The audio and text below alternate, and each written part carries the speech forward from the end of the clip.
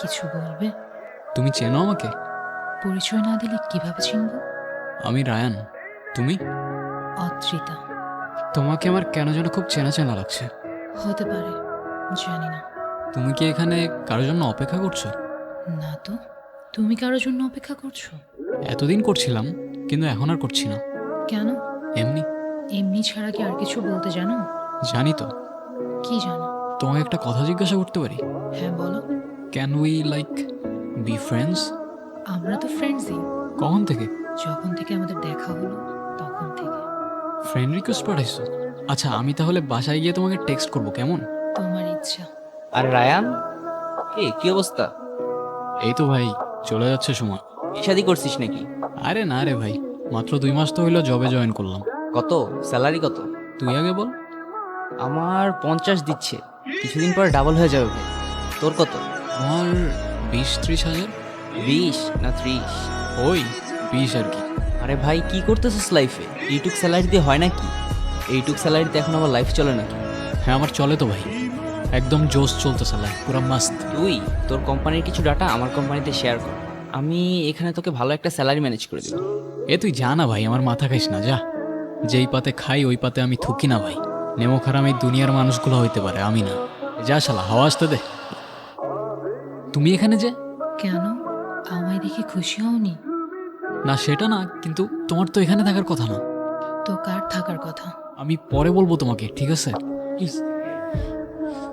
কি হয়েছে? চলে গেছে না? কে চলে গেছে? কি হয়েছে বুঝলাম না আমি। আরে না, কিছু না। তোমার তো তোমার ফ্রেন্ডের সাথে কথা বলার জন্য হাজারো সময় আছে, শুধু আমার সাথে কথা বলার জন্যই সময় হয় না। অযথা এসব কথা কেন বলো? তুমি তো জানো কাজ নিয়ে ব্যস্ত থাকি। হ্যাঁ, দুনিয়াতে আর তো কেউ কাজ করে না। এই জন্যই তোমার সাথে কথা বলতে বিরক্ত লাগে। কথায় কথায় আরেকজনের সাথে কম্পেয়ার করে দিবা। ও আচ্ছা, এখন আমার সাথে কথা বলতে বিরক্ত লাগে তোমার? এত কষ্ট করে দেখা করতে আসবো, এসে এসব শুনবো তোমার কাছ থেকে? হ্যাঁ তো আইসো না, আসতে বলছি আমি প্রতিদিন। আর ন্যাকামো করে কান্না না করে বাসায় যাও, আমার লেট হয়ে যেতেছে।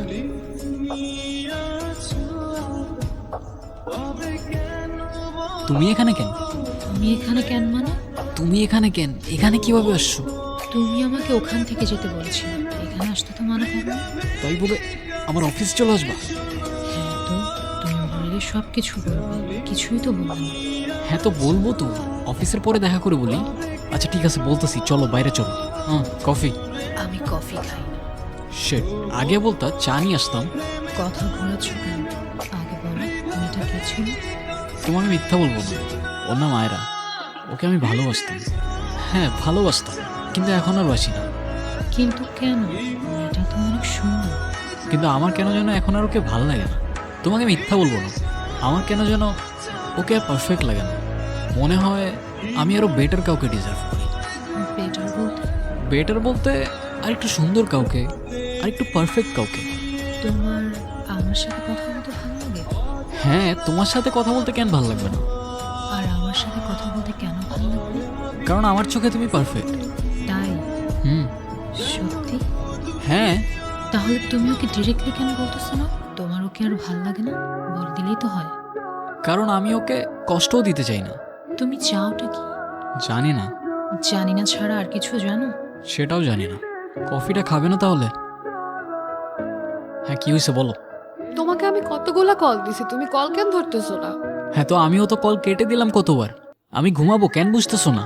তুমি সকালে কাজে যাবা, সারাদিন একটা টেক্সট করবা না, রাতে কল দিবা না, আমাদের কথাটা কখন হবে বলবে একটু আমাকে? আয়রা, তোমাকে না বারবার আজকে বললাম, তুমি সেম জিনিসগুলো আবার স্টার্ট করলা। হ্যাঁ তো আমি কি করবো, আমাকে একটু বলবা? আমার মাথায় তো সারাদিন এগুলো চলতে থাকে না। হ্যাঁ তো তোমার মাথার মধ্যে চললে মাথার থেকে বের করে একটু শান্তিতে ঘুমাও, আর আমারও ঘুমাইতে দাও। আমার আর কাজ নাই, সারাদিন কাজ করবো আর বাসায় এসে সব চিল্লাচিল্লি শুনবো আমি। আমি চিল্লাচিল্লি করতেছি? আমার ভয়েস শুনে তোমার এটা চিল্লানো লাগতেছে? আয়রা দেখো প্লিজ, এখন তুমি সিন ক্রিয়েট করো না এসব। আমার একটু ঘুমাইতে দাও, আমার সকালে উঠতে হবে। রাখতেছি। মেয়ের বয়স বাড়লেই মা আর মেয়ের দুজন বন্ধু হয়ে যায়। কি যেন নাম ওই ছেলেটার? রায়ান। ওই ছেলেটার সাথে কিছু হয়েছে? সবই ঠিকঠাক ছিল মা, হঠাৎ করেই বারবার কেমন যেন চেঞ্জ হয়ে যায়। মাঝে মধ্যে মনে হয় আমি যাকে চিনি আসলে এটা ও না, অন্য কেউ। এভাবে সারা রাতকে টর্চার করে আয়রা। আর টর্চার করবো না তোমাকে। তো কল কেন দিছো? শেষবারের মতো একটু দেখা করতে পারবা কাল? সরি, পারবো না, কালকে অফিস আছে। রায়ান, আমি শেষবারের মতো বলছি, এতটা ছোট করো না আমাকে। তো আমিও তো বলতেছি আমার কাজ আছে, বুঝতেছো না কেন? আমি ওয়েট করব, কিন্তু মনে রাখো আজকের পর থেকে কেউ তোমাকে আর টর্চার করবে না। তোমার ইচ্ছা হলে আইসো, আর যদি না আসো তাহলে ধরে নিও এটাই আমাদের শেষ কথা। এখন চুপচাপ বসে না থাকে বলো কি বলবা। সব কিছুকে আবার আগের মতো ঠিক করা যায় না।